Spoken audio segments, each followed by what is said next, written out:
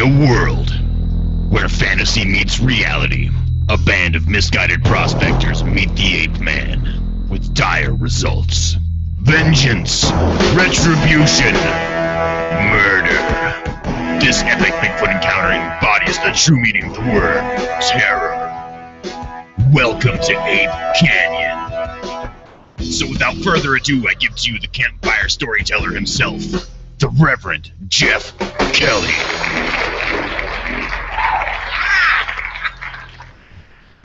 Better than any trailer I've ever seen. Welcome everybody to the Squatchers Lounge Podcast, Season 3. Could be Episode 5, could be Episode 6. Who knows? We've done so many of them. We'll figure it out after the show and rename it later. Whatever. As usual, I've got the greatest announcer man in Squatchers Lounge Podcast history, the Dr. David Batdorf, Pseudo-scientist. How you doing, buddy? PH Dork. That's me right now. That's right. Honorary PH Dork. Yeah, No, I think you can become accredited in dorkdom just by being on a podcast about Bigfoot. Yeah, I've pretty much given into super geek status, and I'm quite all right with that. Guys, we've got a really good show coming up for you. Ape Canyon, the story is intriguing. It's haunting. Miners strike it rich in a super great gold assay, and all of a sudden it goes to shit when some ape men want to take it all away from them. Well, we're going to get into that in just a little bit. We got the news to do as usual. What are we going to got in the news this week? Squatchers Lounge News, bringing you the most up-to-date topics from across the interwebs week after week after week. The Squatchers Lounge Podcast. Let's get newsy. Gonna get newsy on you in just a minute. Dude, this is all the stuff that comes across my news feed in a week's time, and we've got to weed it out because there's been so much really cool stuff. But this week, I couldn't pass this one up. The ancient origins, we talk about these guys all the time. They've come across this article where they've put together reconstructed faces of, I guess, human ancestry. As we go along here, we can kind of take a peek at what some of them would actually look like, or what the artist at least assumes that they would look like. Now, this must be going back to like Lucy time here with this very first one. Much more monkey-like. The open-hooded nose, the big brow ridge, the small ears. I'm wondering about hair. They didn't put any hair on any of these things. Like, they were all smooth-skinned creatures, and I just don't think that would have been the way. Yeah, it's hard to do. It's kind of like, do you put feathers on the Tyrannosaur? Do you put scales on the Tyrannosaur? Yeah, or get some semblance of both. It's hard to tell because that soft tissue and the hair just doesn't. It doesn't preserve like the bone does, but you can, from the bone and points of attachment, you can kind of gauge the size of different muscles and then put some skin and fat on top of that in a relatively intelligent way and come up with something that could, honestly be completely wrong. It's going to be close. Australopithecus afarensis. Afarensis. That dude is a very deep thinker, man. Look at him. He's just like a wise old cat inside of this old monkey head. Because they didn't have the big brains we've got. Nope. Didn't have they basically had, like you said, not monkey brains, but like chimpanzee brains. Not much larger than a modern chimpanzee was that dude's brain. But a pretty, shown to potentially be one of the first tool users, because we were talking about, what was it last week? We were talking about that thumb bone and how that all works, and showing that they could be using tools much earlier than we thought. Homo might not have been the first deep tool user, but. The extreme changes from one version to the next is just amazingly cool. Yeah, so it's definitely cool to see one person doing all of the. So many artists do like one particular thing, but to do the entire set, there's a few people who have done this, and that's a cool. It's just kind of cool if you sort of blend everybody's vision together. What do you get? And that's probably closer to the truth than every person's individual vision, because it's kind of like, well, what do you think Sasquatch looks like? Well, we all have our own opinion, unless we've seen one, of what Sasquatch may or may not look like. So I've seen one, and I still can't tell you what it looked like because I only saw him from the side. Damn it! Yeah, makes it difficult. Yeah, it does. It's not three-dimensional that way. No, but like Homo Rodolphus, y'all know I can't pronounce it. Rudolphus. That's the guy. I mean, he's looking a whole lot more, peopleish. They're starting to get rid of the hooded nose. The brow ridge is starting to ridge out a little more. It's got more of a neck. And then we come up to Homo agaster. Now, this Homo agaster, he's really the first fully upright. He's like the dude, isn't he?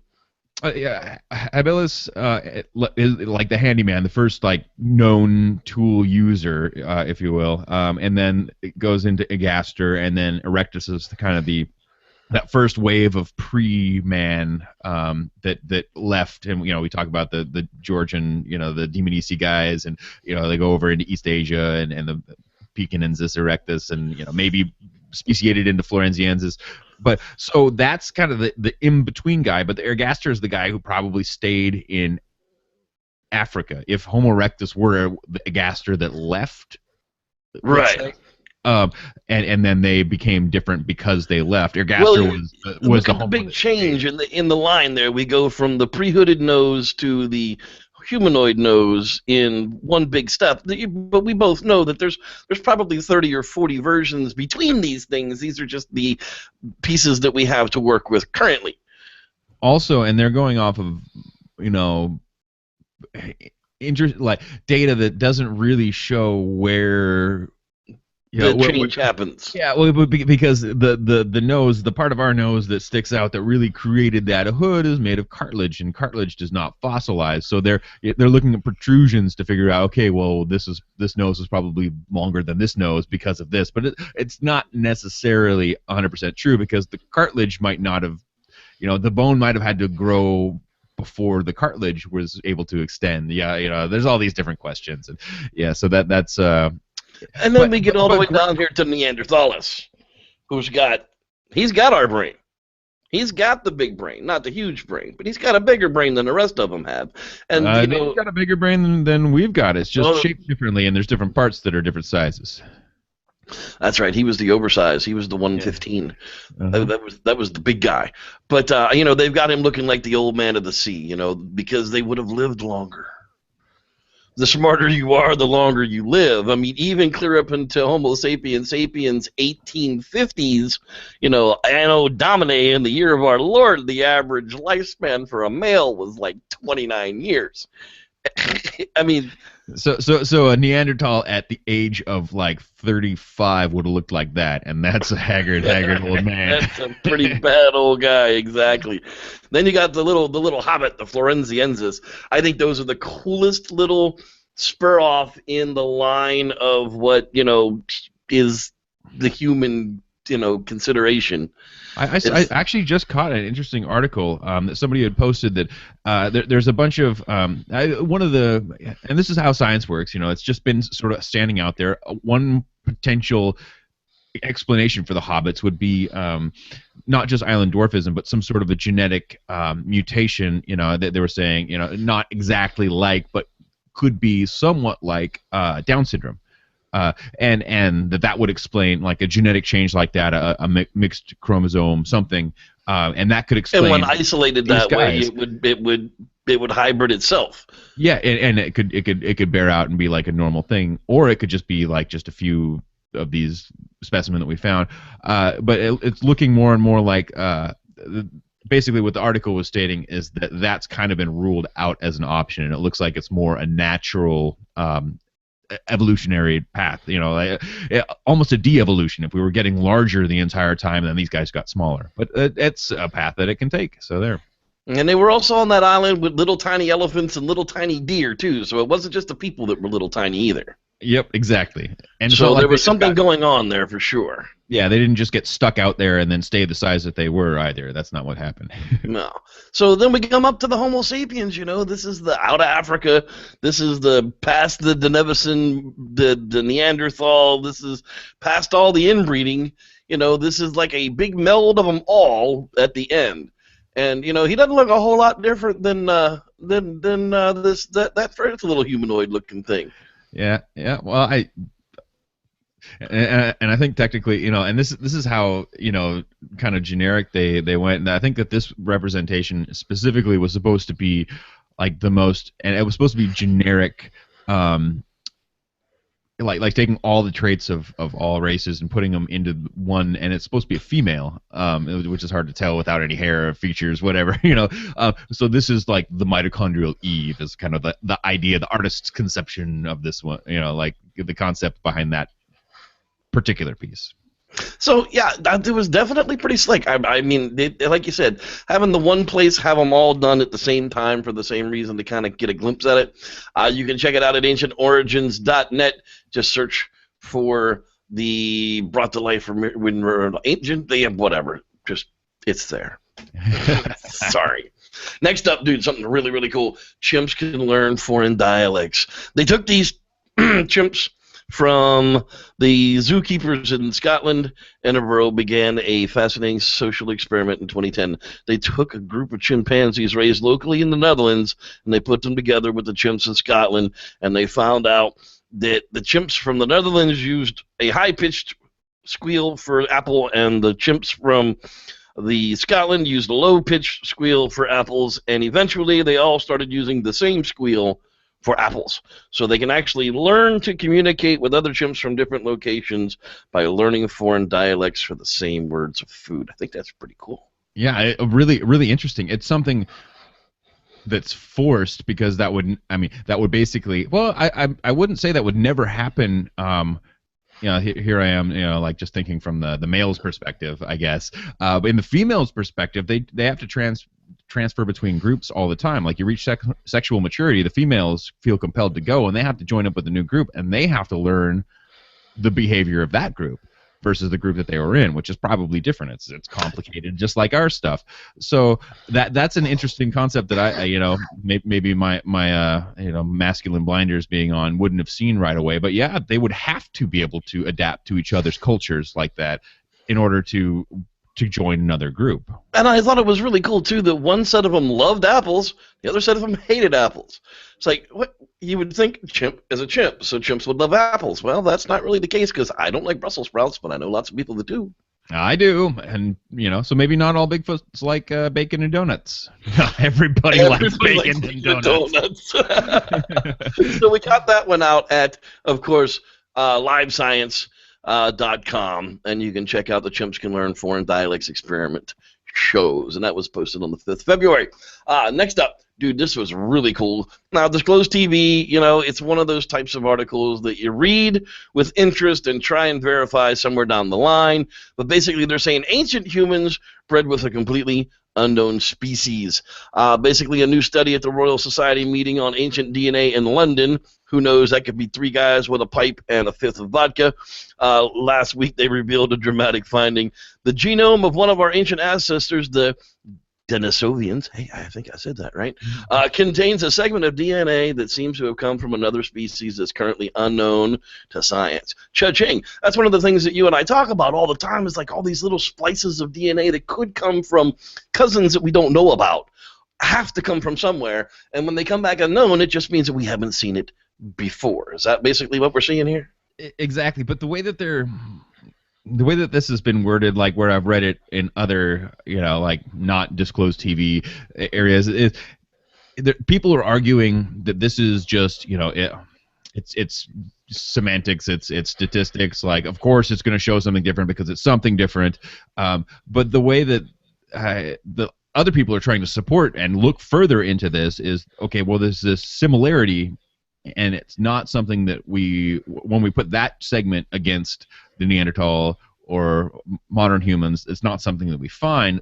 So is there a fourth cousin that we can all inbreed with, which is quite possible if you think about it. But boy, that's a whole lot of genetic inbreeding allowed, especially to be able to proliferate afterwards. I mean, of what we know of hybridization now among species that are like a liger. You get a liger can't reproduce. You get a tigra can't reproduce.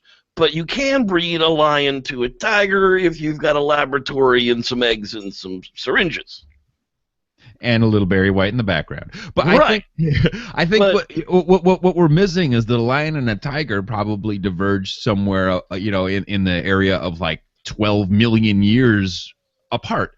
What we're looking at like where our last common ancestor was shared with Neanderthals, Denisovans, and modern humans, all being the same thing, is somewhere between 750,000 and 500,000 years apart, which really makes it like, you know, and people are trying to figure this out still. Is it a subspecies issue and not a cousin species? It would be more, you know, I mean, not to bring it all in the family, but like, you know, more like a brother and sister than anything else. So that it's an interesting concept, but it really, to me, what it looks like is that to support the amount of people on the planet right now, we would have needed all of that genetic diversity from the gene pool would have had to have been deep.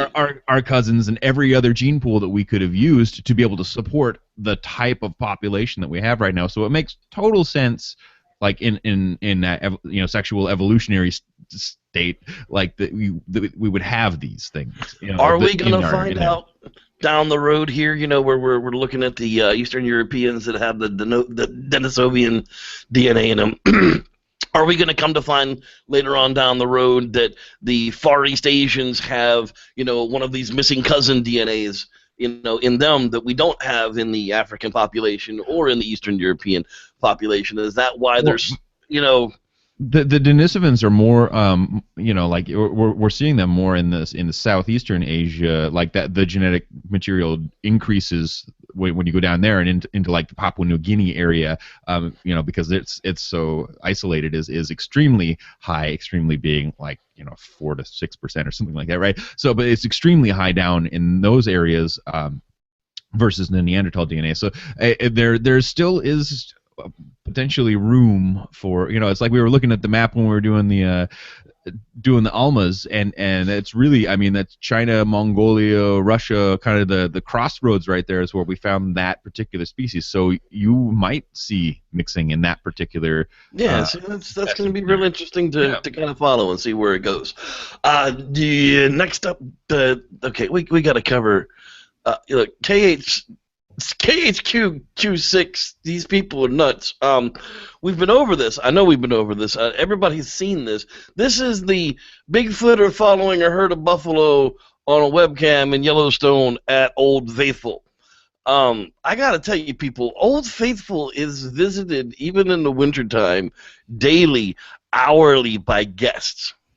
So if these bison are running around out by Old Faithful, there's a bunch of human beings in cars driving up to the parking area where they can walk out and sit in the stadium in front of Old Faithful where these bisons are coming into view. Why would Bigfoot walk up to a crowd of people? I've actually been to Old Faithful, and I tell you, there ain't no trees around. This is like a giant meadow, and it's this field of seismic activity where you walk along a boardwalk through the grass from geyser to geyser, right? This is like open rock and grassland. I don't see, if a Bigfoot were there, it would be seen for probably 30 minutes walking one side to the other. Yeah, I mean, so you got these people who have got a webcam zoomed way on in there, and, you know, when you zoom in that far, the pixelization on these cameras just turn it into crap. You can't even see that they're bison. Okay, you're going to tell me that looks like a Sasquatch. I'm telling you that doesn't look like a bison. So until you can clarify the bison and tell me that's a Sasquatch, then I'm down with you. But until then, I see a dude in some ski pants with a hood on, probably a parka, because it's freezing friggin' cold out there, who's probably working with the park department, because you're not supposed to be on that side of the geyser, so they say. Whatever. Y'all can keep trailing this thing all you want to, but I can guarantee you, not a Bigfoot. At least that's my point of it. It's not a Bigfoot. Not a Bigfoot. We want it to be. God bless it, people. We want it to be. We'd love it to be a Bigfoot every time. It's just not. Moving on. Hey, Rob, good day over at Team Squatch Unlimited. Sent me this link the other day and asked me to share it with you guys. The Maximus Lost TV show. It's actually going to be a web series, 10 to 15-minute periods. They are talking about a government covered-up Bigfoot and the guy disappears, and there's going to be the search for his friends to rediscover their lost buddy. You can follow it at facebook.com/MaximusLost web series. Should be starting in October 2015. Rogue Yeti Productions is who's putting that on. So give it a look. I thought it looked pretty interesting. David, did you get a chance to check that out? I did, only briefly. It looks good. It's got some familiar faces. It should be fun to watch that one come together. Exactly. Okay, so I'm sitting here the other day. I'm excited. I'm like, no way, this can't possibly be real. I sent this article over to David, and I was like, dude, I'm a flute player, so of course I would love this. Hear the world's oldest instrument, the Neanderthal flute, dating back to 43,000 years. And, you know, he looked at it, and I looked at it, and didn't really think much of it until game time here for pre-show. And I thought to myself, wait a second, that's probably not a Neanderthal flute. That, unfortunately for me, is one of those things. Culture includes music. And that was one of the defining things that makes us Homo sapiens sapien, is the fact that we have the master of culture and passed on knowledge. And that was the one thing Neanderthals couldn't do. That's what made us different from them. And then, so if they're making flutes and playing music, then everything has to change. And David, what are your thoughts on this? Neanderthal flute or human flute? I'm saying that you're going to have to prove somehow that that was a Neanderthal flute, and the you know the website here, to, like, you know, bless them, they did use a lot of the perhaps and what ifs, and you know, maybe someday we'll find out that they had this sort of technology, but no, that's exactly what you would expect to see in an anatomically modern human's flute that's made out of a femur bone. The guy plays it. It's kind of crazy to hear what it sounds like. I couldn't believe the number of pitches that he could make out of a three-holed flute like this. Now, what they say it is it's the leg bone of a juvenile cave bear, and they found it in this cave that's known to find, you know, other flutes dating back to 35,000 years ago, 43,000 years ago. Now, you know, humans are alive at this point, so, you know, David asked a good question. What did you ask pre-show? Is this something that? Well, is it something that we could have, you know, passed from one to the other? Neanderthals, like, and what they're saying in this article piece is that, you know, could, with everything that we're learning about Neanderthals, could they possess the ability to play the flute and this sort of music? And that's a great question. Of course, the way that they presented the article was that it's a 43,000-year-old Neanderthal flute.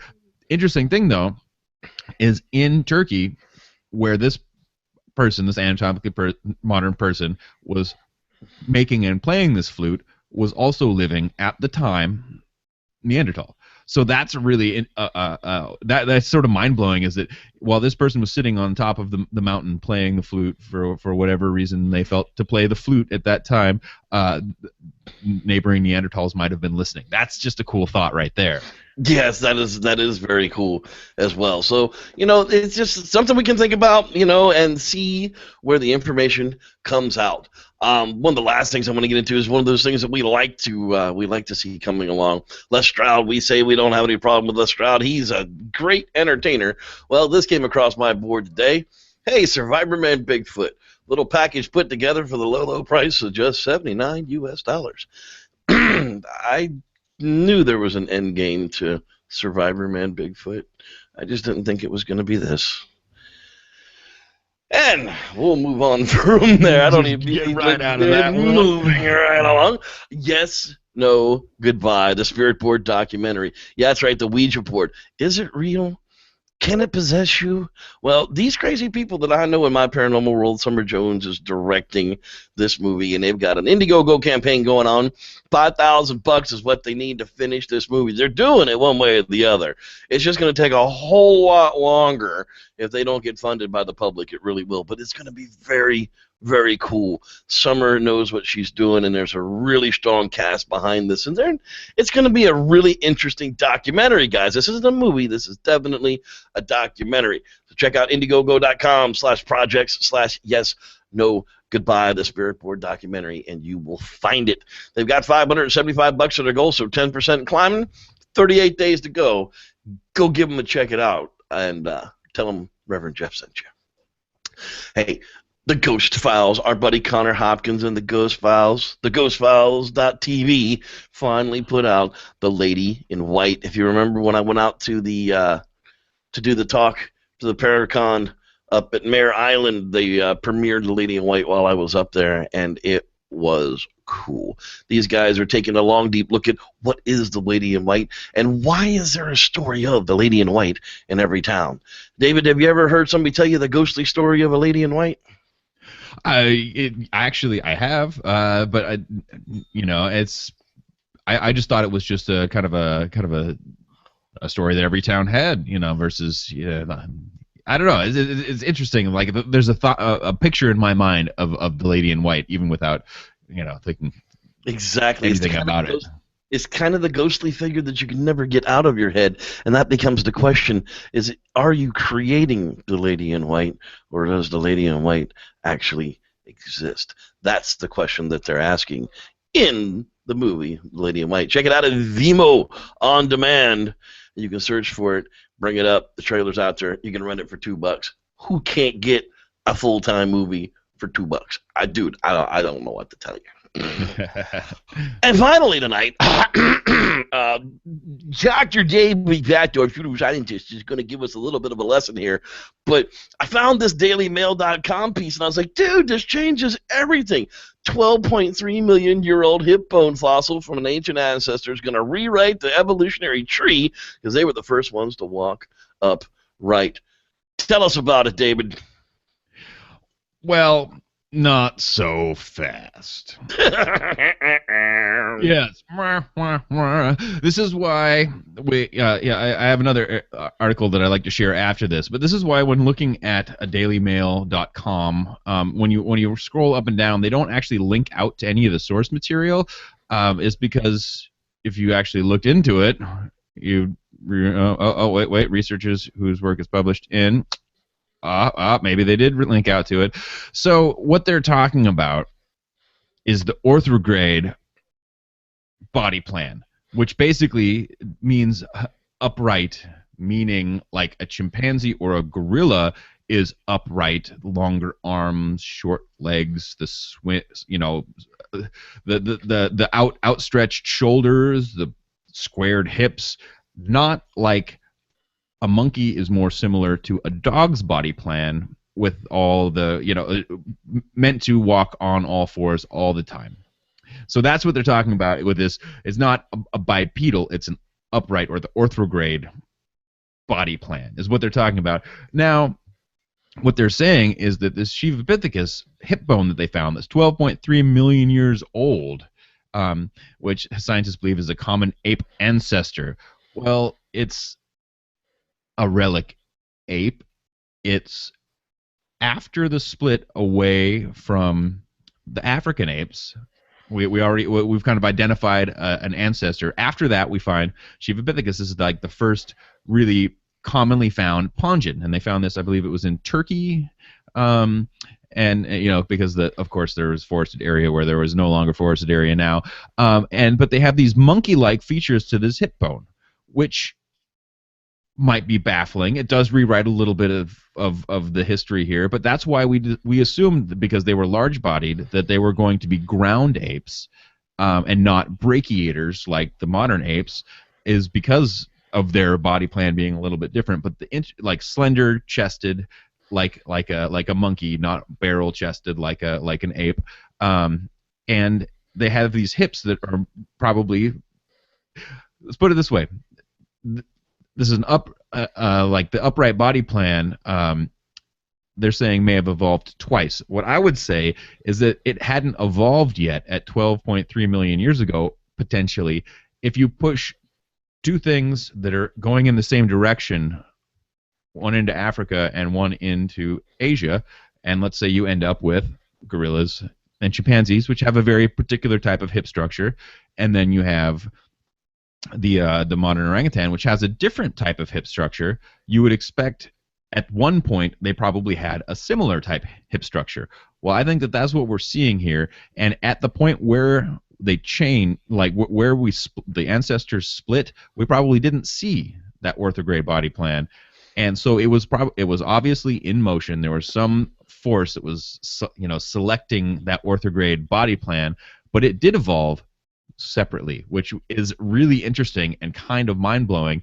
But once you push something in a particular direction, even if you separate them, they're still going to push forward in the way that they're being selected to push forward. But you can wind up with two completely different sets of things, even though they should be so similar. I mean, you look at the outside of an orangutan and the outside of a gorilla, and it's like, oh, well, they're not that much different. Well, you look at the inside, and they're a lot different. Yeah, the bone structure is amazingly different, which is why we see these really similar hip structures in the African apes, and the only weird one, I'm not saying Anunnaki, for the African apes is us.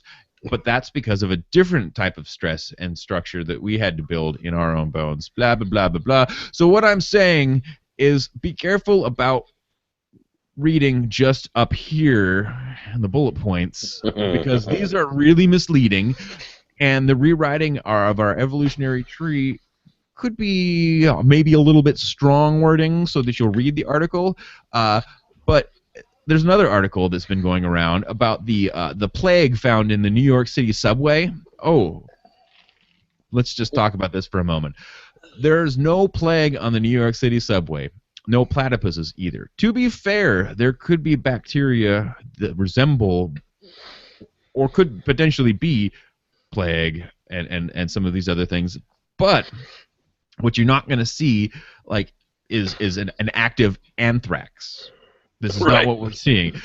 So basically, the study, the method that they use is notoriously unreliable, William said. There's a famous study where they were basically taking bacteria. They were looking for bacterial environments, and they kept. It was in the United States somewhere.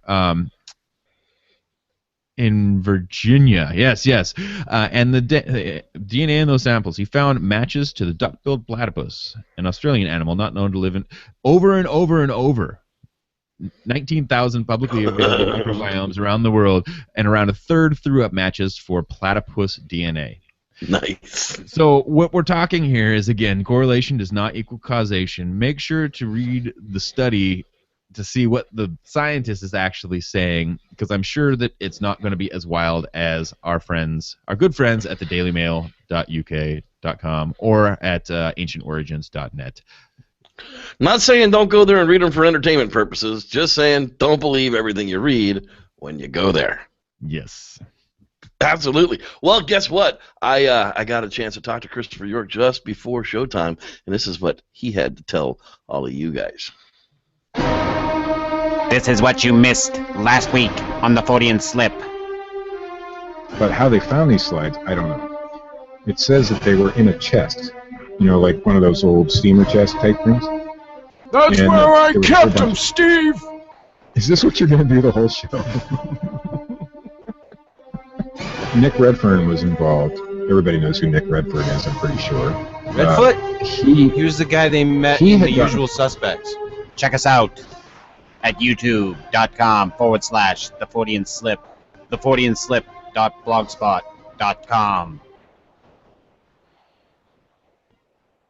Those guys just keep getting funnier and funnier, dude. Every time I listen to that show, it just makes me want to giggle. I don't know why. Yeah. And if you want the most content going out on the internet, I swear, those guys are crazy. It sure is. No. Now it's time for Rules to Squatch By with your old pal Wes. Number 15, start training. You guys got to find the time. You don't want to be hurting when you're out there squatching. Even your old pal Wes needs to get his big button gear and start training for Bluff Creek in July. No pain, no gain, my fellow squatchers. Also, I just want to say congrats, Rev Jeff and Father Batdorf, on 1 million views. It's friggin' awesome, guys. Love the show. Love you guys. Come check out my recent work and my art for sale at weslosner.com. Stay squatching, my friends. That's right, people. 1 million views. Can you believe that crap, dude? I about lost myself when that popped up last night. I was just like, oh, really? Isn't this going to be interesting? Yeah, we actually pulled it off somehow, some way. These suckers gave us 1 million views. What do you think about that, man? I can't. I just have to say thank you, and I can't believe it. That's crazy. 1 million. Yes, I did white out the earnings because y'all don't need to see how much I make on YouTube. Just know that it's enough to keep doing this. And I like the fact that the line keeps going up over there. You know, it's not going down, that's for sure. Everybody tells me, hey, we don't know what we're doing and that our show sucks. Well, I got news for you. We're enjoying ourselves now, and that's really all that matters. So thank you, everybody, for 1 million views. Seriously. Good stuff. David, you know, I'm going to kind of surprise you with this, but it's okay. It's not going to hurt your feelings any at all. Finally, Dr. Meldrum has broken his silence. Especially that video of the devil, as you refer to him, the dark-faced individual. I can't look at that image and not feel that I'm looking into the eyes of a living creature. Looking into the eyes of a living creature. That's what the good doctor said he wanted us to believe about the mountain devil. Well, after all this time, the good doctor has finally broken his silence and let us know what's going on here. Joey asked a question. Dr. Meldrum, can you possibly elaborate about Bigfoot North Project, what was potentially covered up? You, Bindernagel, and Zohan seem to be convinced that the footage and research Bigfoot North was pursuing was legitimate. Do you feel you were undermined by standing, possibly? Can you let us know the truth? Well, so on and so forth, and I guess Dr. Meldrum just couldn't keep his fingers off the keyboard anymore, and this is what he had to say. He said, well, Joey, you got a knack for overstating things. I never stated I was convinced about the published videos. I recounted the experiences I had while visiting the Nordegg site and a brief viewing of the devil face. Brief viewing of the devil face, Dr. Meldrum, the one you're so sure is the use of a living animal? Okay, they intrigued him enough to motivate him to look into it and others further. But I'm tired of rehearsing of what I didn't say.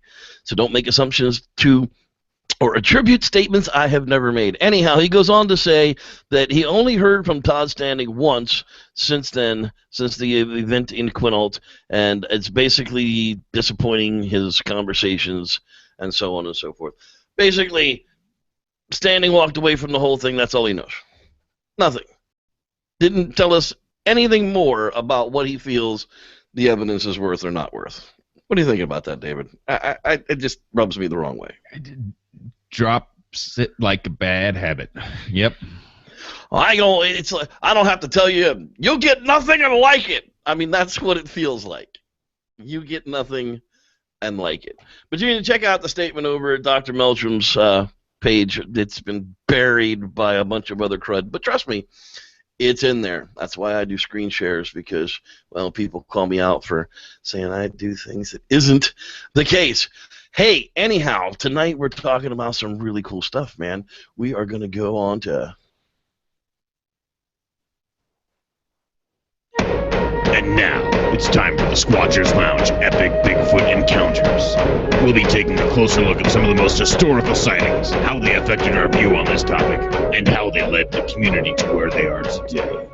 That's right, Epic Bigfoot Encounters. And this week we're talking about Ape Canyon. Holy crap, dude. Ape Canyon is like one of the scariest stories I remember from when I was a kid, man. Basically, what I remember... My grandfather had told me the story out west of the prospectors that had gotten pelted with boulders to the point that they were nearly killed and that they had to shoot with rifles to get these ape creatures off of them. And I used to think that it was just a scary story that Pap used to tell me. But as an adult, when I really started looking into it, what do we have, David? We have the story of Ape Canyon. It's definitely a story that one of the first ones you come across if you're really looking into the subject, and it interesting. I mean, correct me if I'm wrong. It starts off because with everything in Bigfootery that has been versioned out, it's like, is it the King James or is it the original canon, right? But the older stories, I believe. Starts off where shots were fired and a creature was killed, possibly fell off of... Right. Well, according to the Bigfoot Classics Encounters site that's actually out here, let me go ahead and show you what I'm talking about here. They they've got the 1967 telling from Fred Beck himself, which is awesome. But Fred Beck actually went on record as to what these creatures looked like in 1969. Let me go ahead and play that audio for you so we can hear it in his own words. This is what he said the creatures looked like. In 1924, Fred Beck and 4 other miners were in a cabin in the backwoods located in Washington State near St. Helens. There were 4 or 5 creatures who approached the cabin during the night and proceeded to harass the miners by throwing rocks and pounding on the walls and doors of the cabin. In those days was big shoulders and small hips and hairy. And they was, I'd call them a black turned brown by the sun, the outside hair. That's what I would call them to be. And muscular. And they looked like they were about 8-9 foot tall. So those were the creatures that were beating on their doors. But basically, they were out doing some gold prospecting, and they had an assayer come out, and where they were doing all their digging, they had gotten a good assay back, and they were in the money. And they had been hearing a great number of vocalizations and weird sounds around their cabins at night, but nothing had really ever happened. They went out one night and they got some water. They brought it back to the cabin, and they explained, that something had dodged behind a tree and was poking out and looking at them. And then the nightfall came around, and that's when things really kind of got kind of strange. Now, there were one side of the story says that they shot early one of these creatures and it fell off of a cliff, and that the creatures were coming and attacking the cabin at night as retribution. Now what are your thoughts on that, David, as far as like a Bigfoot wanting to have vengeance upon ye for taking out one of their own? I don't know if vengeance or it could just be neutralizing the threat of obviously if you've injured one of the clan's members, or you're a threat and need to be neutralized, or maybe just harassed and put back in your place. Maybe it's just a show of aggression to intimidate you and to show that you need to behave versus shoot them. I don't know. All right, well, here comes the actual attack part. This should help explain it a little bit better in his own words, at least. The only time they shot their guns that night was when the creatures were attacking the cabin. When they would quiet down for a few minutes, they would quit shooting. I told the rest of the party that maybe I saw we were the only shooting when they attacked. Maybe they would realize that, and they would stop, that they were only defending themselves. And then he could hear clear shots at them through the opening left by the chinking, and it was loosened. God, I can't read this in the gray and white. I'm so sorry. Anyhow, the story goes on to say that throughout the night they shot these creatures through the paneling inside of the cabin itself until morning, when none of the creatures were found. So the guys packed up all their crap, like the stories always go, and they hauled themselves out of there, and the story is born to the world again, just like the 1924 story that we were told of last time of the Osmond story. The Ape Canyon story is born. Yep, and so told in 67 from 29. Right. Now, in 1969, though, we have proof that this dude here, Abe Videl, actually went back to the site and visited where the cabin had been. Now, 1969 to 1924, this cabin doesn't look to be in all that bad a shape. He actually got the instructions from the son of Fred Beck as to where the cabin actually existed, and he went there and did his own retelling of the story of Ape Canyon in 1969. Now, I thought that was pretty cool because, up until recently, we thought the cabin had been gone for even longer than that, until I started researching it this week and actually found out that was not the case. But as of today, very few people know where that actual location was. Right. Now, some paranormal guys actually went after the location of the Ape Canyon cabin and they happened to actually find it. Craig Flippy of Fliptography and Cliff Barackman of Finding Bigfoot and NorthAmericanBigfoot.com, there are pictures of these guys actually hanging over the side of a cliff, getting into where the cabin actually existed. Do you remember seeing those pictures?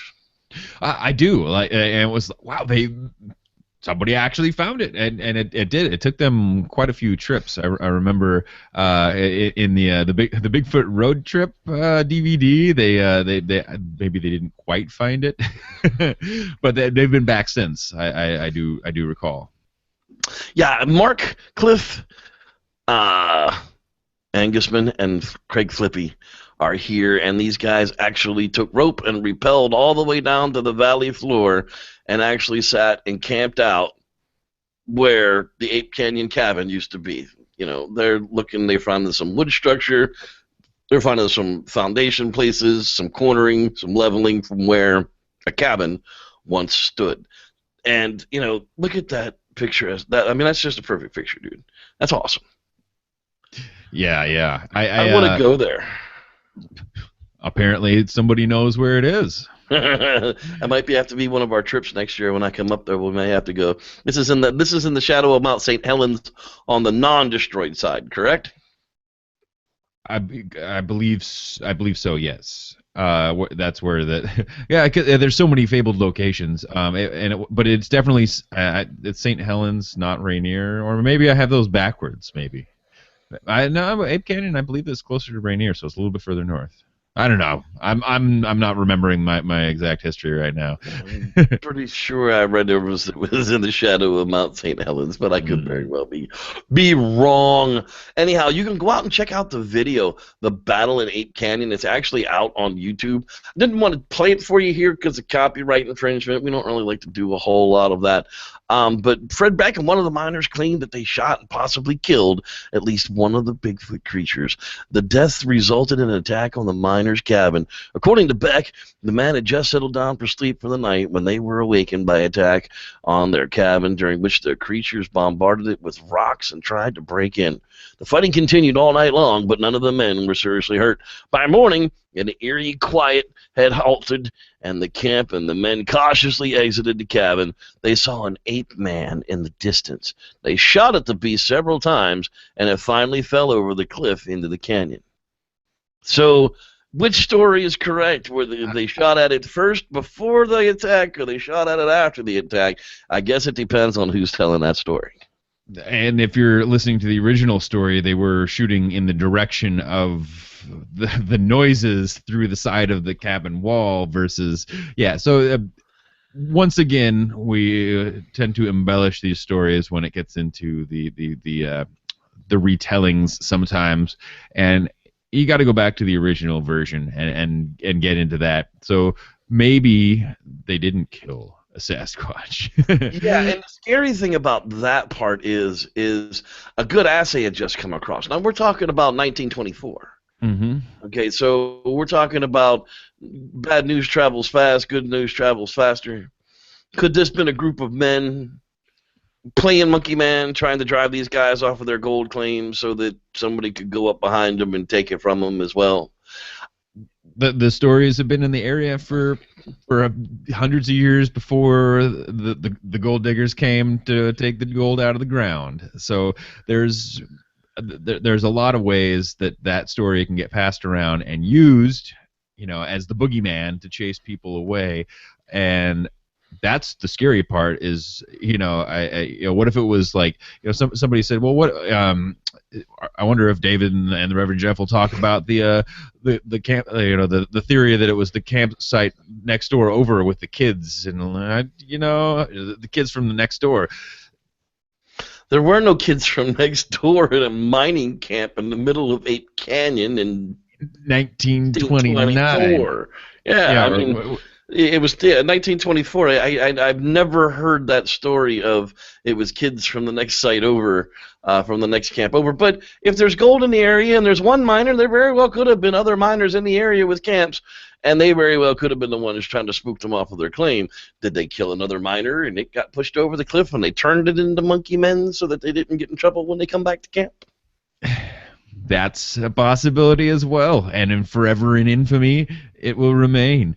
But I mean I love the story, and it's one of those terrifying moments. It's like you can imagine being out and you're in the deep wilderness. You're deep in looking for the big score, and you're out there with a couple guys, and the rocks come flying in, but they're seeing the creatures as well, and enough to describe the shape and some other things. And much like the white ghost, a lot of the descriptions that we use today are from that original.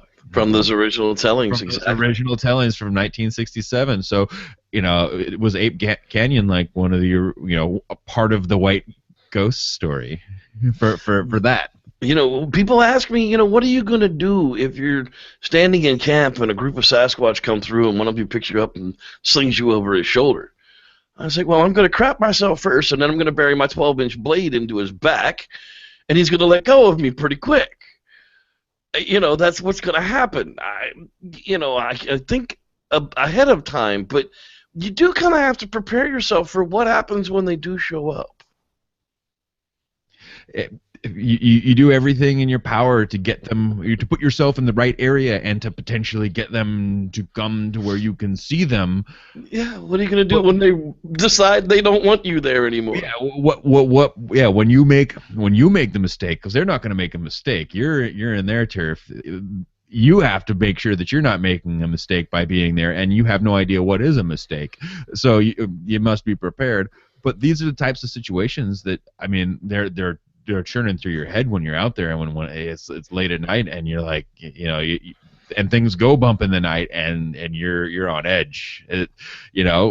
Even something as simple as sleeping on the Browns' property, and you hear these thunderous footsteps coming through the underbrush, and it turns out to be a herd of cattle. But those thoughts go through your head of, what if? I poked my head up, and something dark and round and scary was staring right back at me. Now, granted, it was the heads of two different cattle, but it didn't matter. They were still staring at me. Scared the crap out of me. I was just like, what? Your heart squeezes once real hard. Oh, yeah. It was just like, thump, thump, thump, thump. Oh, wait. There's lots of them. Oh, cows. Okay. What's behind them? That was my next thought. What's hiding behind the cows? Yeah, I mean, your mind goes there. It does. But that's especially, you're late at night, and that's what you're there to do, is to have this experience. And I just hope that when somebody has that experience and they're ready for it, they're really, really ready for it. Yeah, because I don't know if I am. I won't know until it happens, so we'll find out. You listen to some of the Bigfoot campfire stories out there, people see them and they're stunned so much that they lose time. You're shocked so badly in the presence of these things sometimes that time just passes. You either pass out, you black out, you freeze, you just don't know, and then they blame that on the Sasquatch. I think it's more up here. Absolutely. And, for the gentleman trapped in a cabin, I think that would be almost, the cabin as a safety would be almost worse, because you're backed into like a four-way corner. There's really nowhere to go, because you don't want to break the safety of the cabin, where if you were in the woods, you could just slowly move away from the noise. But you don't want to do that, because you're safe in the cabin, so you're stuck there, and they're going to continue to pelt you with the rocks. That's an interesting, thing that I've thought of in my mind. Like, do you just stay there? I mean, would it be okay if you just moved off? That's kind of how you treat other large animals. You just take yourself out of the area slowly and cautiously. But with being in the safety of the cabin, at least you can see where they're coming from. If you're out in the open and there's a bunch of them, like raptors, you're looking at one and the other two come and get you. It's like, wah! You're drawn and quartered by friggin' 4 Sasquatch in the woods before you know it. Like Valley of the Sasquatch. I forgot to mention Valley of the Sasquatch. I just got a message from the director of the Valley of the Sasquatch. He's going to want to be participating in our interview series as soon as their world premiere gets off in North Carolina. So we'll be looking forward to talking to John here coming up, the director of Valley of the Sasquatch. That's right. That's Doug Hudson from CloneFX, KLONFX.com, and his Sasquatch suit has done another phenomenal job. Guys, that's going to wrap it up for us this week. You got to go over and see Sasquatch Coffee, SquatchCoffee.com. Dude, I don't start my day without Squatch Coffee every single day. It's the way you got to do it. I love my some Squatch coffee too. I actually will not go squatching without the Squatch coffee. That's what I do.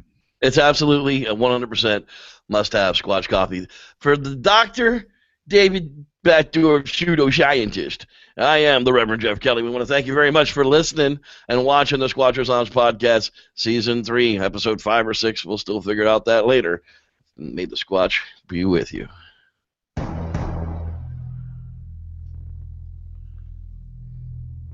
Oh, Little Birdie says Laos Camp Out, 9th through the 12th of July. That's the weekend after the 4th.